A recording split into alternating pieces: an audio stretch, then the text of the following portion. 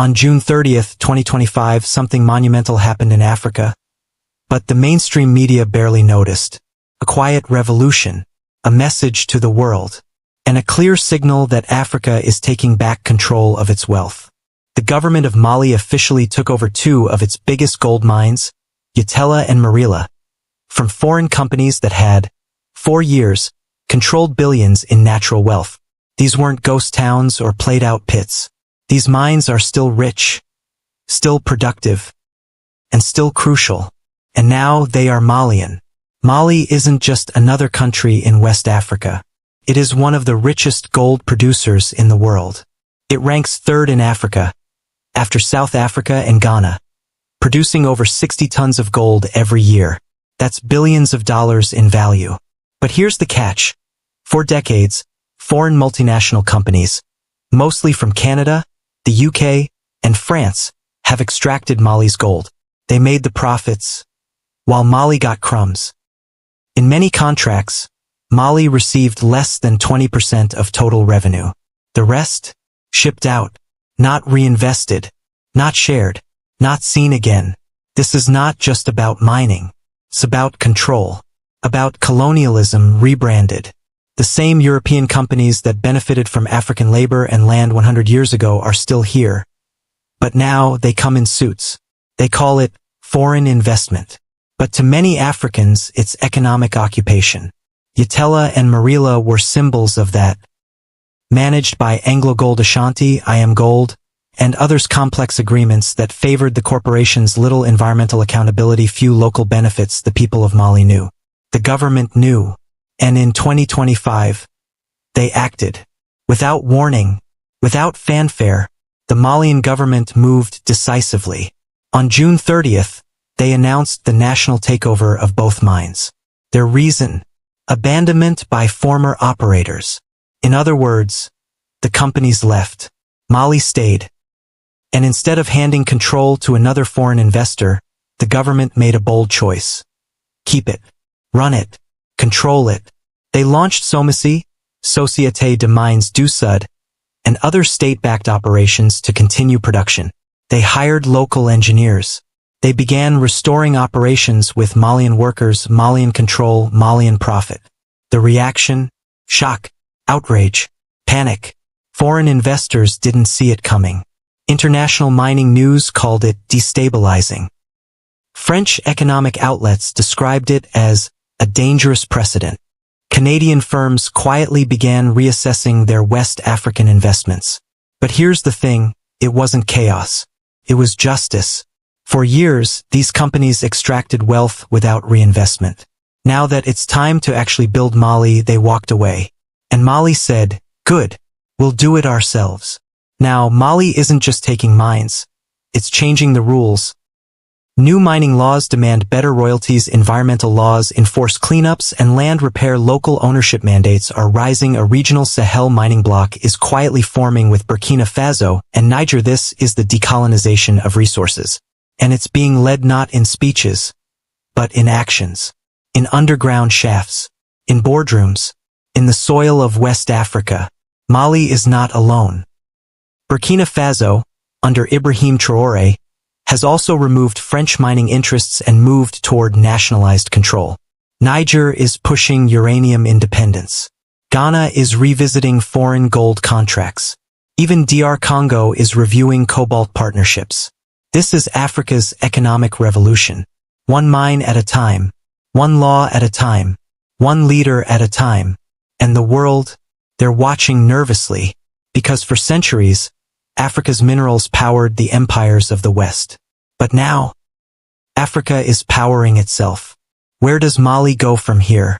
Full-scale gold production restart at Morila and Yatela. Potential Pan-African mining company technology partnerships with Russia, China, or even BRICS nations establishing a gold reserve that could back a regional currency. Mali is positioning itself not as a dependent state, but as a producer, a player, a partner. But the biggest takeaway, they're doing it on their own terms. This isn't just a mining story. It's a message. To Africa, you don't need permission to reclaim your wealth.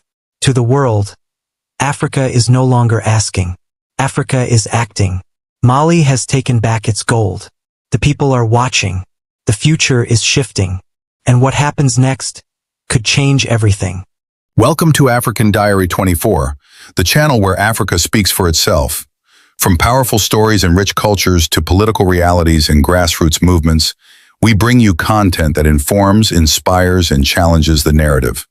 Whether you're here to learn, connect, or explore, you're in the right place. This is Africa, unfiltered, unapologetic, and rising. Hit that subscribe button and become part of the journey. Disclaimer: the content featured on African Diary 24 is for informational, educational, and documentary purposes only. We aim to represent stories with accuracy and integrity, but the views expressed in interviews or commentary do not necessarily reflect those of the channel. We do not promote hate, violence, or political bias. Viewer discretion is advised, especially for sensitive topics. Always do your own research and think critically. In today's episode, we are going to look at why Mali just seized two of the world's biggest gold mines. Is this the end for Western mining companies? Let's find out. Welcome to my channel. Before we begin, please subscribe to our channel and press the bell icon to be notified every time we upload a new video. In this thought-provoking video, we will delve into the compelling reasons behind Mali's actions, analyze the potential consequences, and explore the implications for the future of gold mining in the region. This really helps support us and keeps us motivated to create more great content for you. These mines have been significant contributors to Mali's economy, providing employment opportunities and generating revenue for the country. The presence of foreign companies in Mali's mining sector reflects a broader trend in the African continent where multinational corporations from North America, Europe, and Asia have established a strong foothold in the extraction of valuable minerals. However, the story takes a turn when we examine the ownership structure of these mines. Now let's get back to the topic at hand. One of the key issues is the perception that foreign multinationals are exploiting Mali's mineral resources without providing adequate benefits to the local communities or the country as a whole. Critics argue that these companies prioritize profit over the well-being of Malians, leading to social and environmental disparities. Join us as we uncover the insights of experts, examine the historical context, and shed light on the complex challenges and opportunities that lie ahead. Mali's government, driven by a desire to secure greater economic benefits for its citizens, has taken this bold step to assert its dominance over strategic industries. Firstly, Africa is endowed with abundant mineral resources, including gold, diamonds, copper, cobalt, and oil, making it an attractive destination for resource-hungry multinationals, and a setback for efforts to attract foreign direct investment in the country. If the nationalized mines prove to be more profitable and socially responsible, it could inspire other African nations to follow suit. The nationalization of the two gold mines marks a significant moment in Mali's history and has the potential to reshape the country's relationship with foreign multinationals. Mali has the potential to become a major player in the gold market, but it faces several challenges. The country is rich in gold reserves and has a well-established mining industry with experienced workers. However, Mali needs to address issues related to security, corruption, and foreign investment to fully realize its gold potential. Many international mining companies continue to operate in Mali, including Anglo Gold Ashanti, which operates the Yatela Hills Gold Mine, and Resolute Mining, which operates the Lulogorokaba Gold Mine. These companies have a long history of operating in Mali and have a good understanding of the country's mining regulations and challenges. The coming years will likely see both challenges and opportunities as Mali seeks to harness its mineral resources for the benefit of its people, while also positioning itself as a viable destination for foreign investment in Africa. Factors such as investment, infrastructure, and technology play a crucial role in determining how much of these reserves can be accessed and converted into economic benefits for the country. But the country needs to address its security and political challenges and work to improve its investment climate.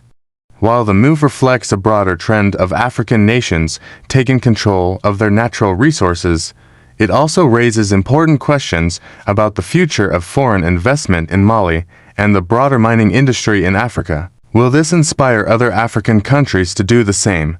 Share your thoughts in the comments below. And if you haven't already, please subscribe to our channel and ring the notification bell so you never miss an upload from us.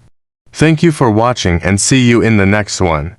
As Mali navigates this complex landscape, it will be crucial for the government to strike a balance between protecting the interests of its citizens, attracting foreign investment, and ensuring the sustainable development of its mining industry. Only then can Mali truly harness the potential of its vast gold reserves for the benefit of its people. The government's ability to attract and retain foreign investment will be key to the country's gold future.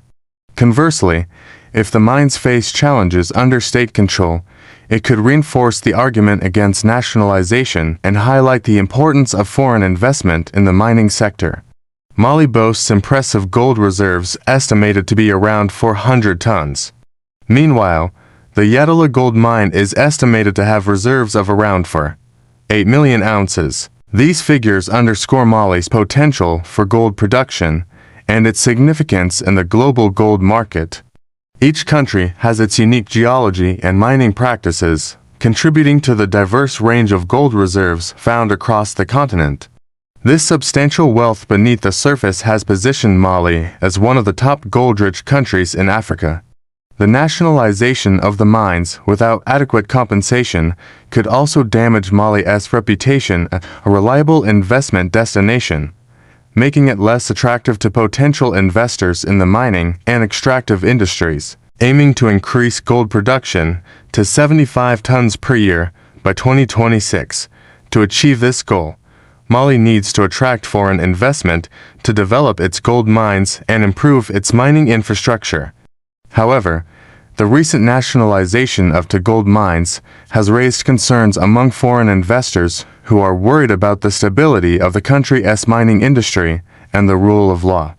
The move raises several important questions about the future of foreign investment in Mali and the broader implications for mining operations in Africa. The move has also raised questions about the government's willingness to negotiate and compromise, which could make it difficult to reach agreements with foreign investors.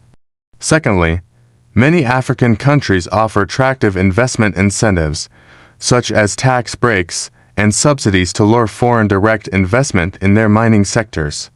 The move could encourage other African countries to consider similar measures to exert greater control over their natural resources and ensure that they receive a fairer share of the profits. Additionally, the nationalization could lead to calls for greater transparency and accountability from mining companies operating in Africa, as civil society groups and local communities demand a greater say in how their resources are managed.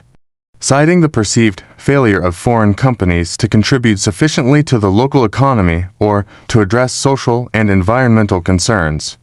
The move could also be seen as part of a broader trend in Africa, where governments are taking a more assertive stance towards multinational corporations and demanding greater benefits from mining operations. Lastly, advancements in technology and exploration techniques have made it feasible to extract minerals that were previously inaccessible, prompting mining companies to venture into Africa in search of new frontiers.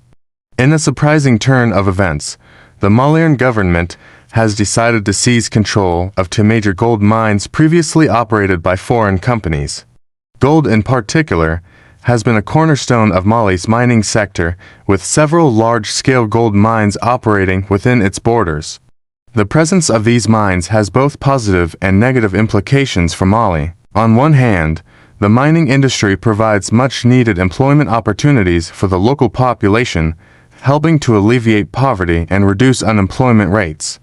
It also generates government revenue through taxes and royalties, which can be channeled into public services and infrastructure development. Mali now joins other African countries like South Africa, Congo, the DRC, and Zimbabwe in taking an increasingly assertive stance towards multinational corporations. The question is, how did things reach this point? To understand the current situation, we need to look back at the history of these mines and the role played by foreign companies. This move not only underscores Mali's determination to take charge of its natural resources, but also highlights a broader trend of African nations reevaluating their relationship with foreign multinationals. Now let's dive into the world of gold mining, where fortunes are made and empires rise.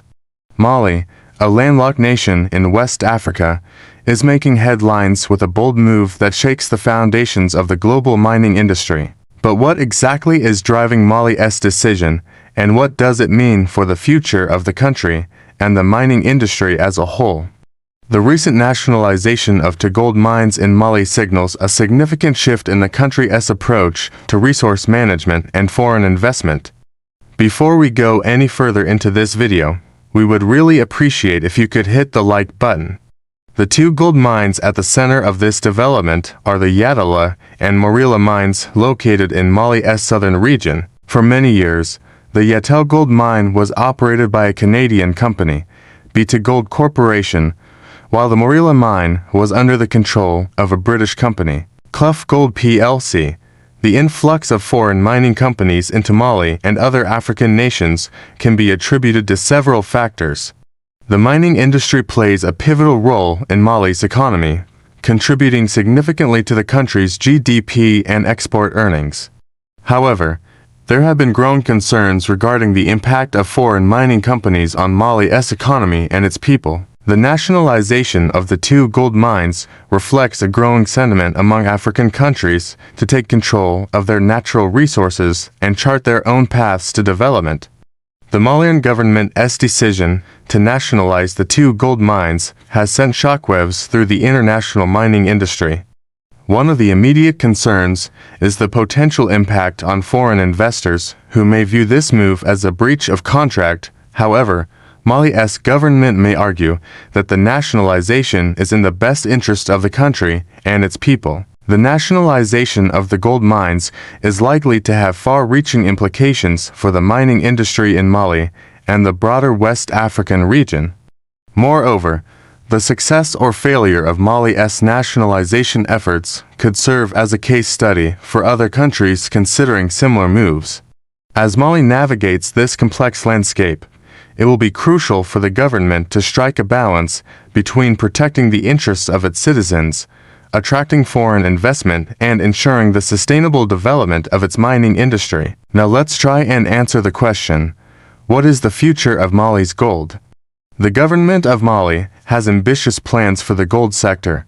The nationalization of the Yatela and Morila gold mines by the Malian government caught many investors off guard and has raised concerns about the country's commitment to protecting foreign investments. Despite these challenges, Mali remains an attractive destination for gold mining companies due to the country's vast gold reserves and potential for growth. Looking ahead, Mali has the potential to become a major gold producer in Africa. And here's another intriguing question. What gold reserves does Mali have? The Morila gold mine, now under the control of the Malian government, is believed to hold approximately 1 million ounces of gold reserves. However, it's important to note that while Mali possesses these vast reserves, effectively extracting and utilizing them remains a challenge. Furthermore, Mali faces competition from other African countries with significant gold reserves, such as Ghana, South Africa, and Tanzania. In conclusion, Mali's decision to nationalize the two gold mines signals a significant shift in the country's approach to resource management and foreign investment. What do you think about Mali's seizing of the two gold mines?